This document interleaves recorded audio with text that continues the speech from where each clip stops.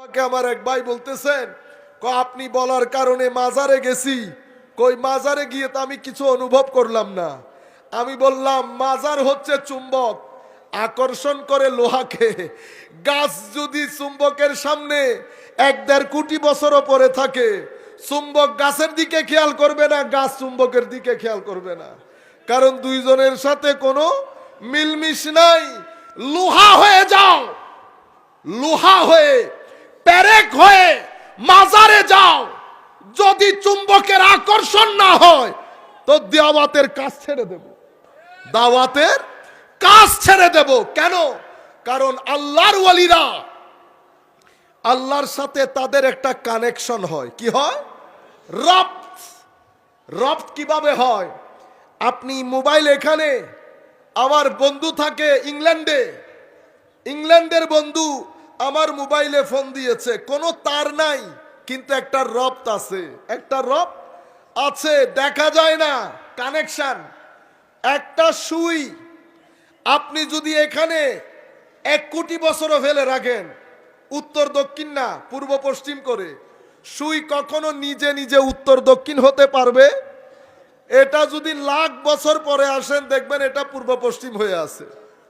কিন্তু কম্পাসের যেই সুই, যেটা দিয়ে আপনারা ক্যাবলা নির্ধারণ করেন, সেটাকে আপনি এমনি করে ধরবেন, সেকেন্ডের মধ্যে উত্তর দক্ষিণ হয়ে যাবে। কিন্তু সেই সুইকে বের করে যদি এখানে রাখেন, নাড়াচাড়া করবে। তাইলে কম্পাসের সুই মুভ করে, কম্পাসের বাইরে আসলে মুভমেন্ট থাকে না। কেন? সোহবতের কারণে। কিসের কারণে? সোহবতের কারণে। তাইলে উত্তর দক্ষিণ হলো কেন? কানেকশনের কারণে, রপ্তের কারণে। নর্থ পোল এবং সাউথ পোল, ম্যাগনেট, চুম্বক, কানেকশন সব কিছু মিলে যখন কম্পাসকে ধরেন এটা উত্তর দক্ষিণ হয়ে যায়।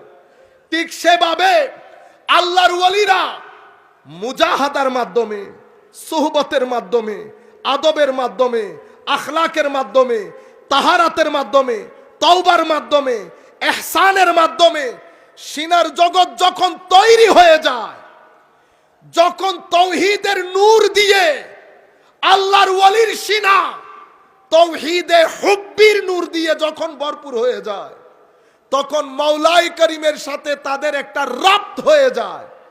প্রশ্ন হচ্ছে, তাদের সিনার ভিতরে তাওহীদের এই নূর আসে কেমনে? আমার ভাইরা, পৃথিবীর যেই কোনো ব্যক্তি যদি চায় মাওলাই করিমের সাথে রপ্ত করতে, তাকে কি করতে হবে? আল্লাহর দেওয়া চোখ আল্লাহর কাজে ব্যবহার করতে হবে, আল্লাহর দেওয়া কান আল্লাহর সন্তুষ্টির কাজে ব্যবহার করতে হবে, আল্লাহর দেওয়া ব্রেইন আল্লাহর সন্তুষ্টির কাজে, আল্লাহর দেওয়া জবান আল্লাহর সন্তুষ্টির কাজে। কেন? পৃথিবীকে আল্লাহ ভালো এবং মন্দ, সুখ এবং দুঃখ, রাত এবং দিন, এক কথায় মঙ্গল অমঙ্গল, ভালো মন্দ দিয়ে পৃথিবীকে সাজিয়েছেন। আমার আল্লাহ চান আমরা যেন আল্লাহর দেওয়া ইন্দ্রিয় দিয়ে ভালো জিনিসগুলা দেখি। মাওলা ভালো দেখলে আমার লাভ কি? তুমি যা কিছু দেখবে, যা কিছু বলবে, যা কিছু শুনবে, যা কিছু পেটে দেবে, এটা যদি ভালো হয়, তোমার রূহ, কলব, বাতেন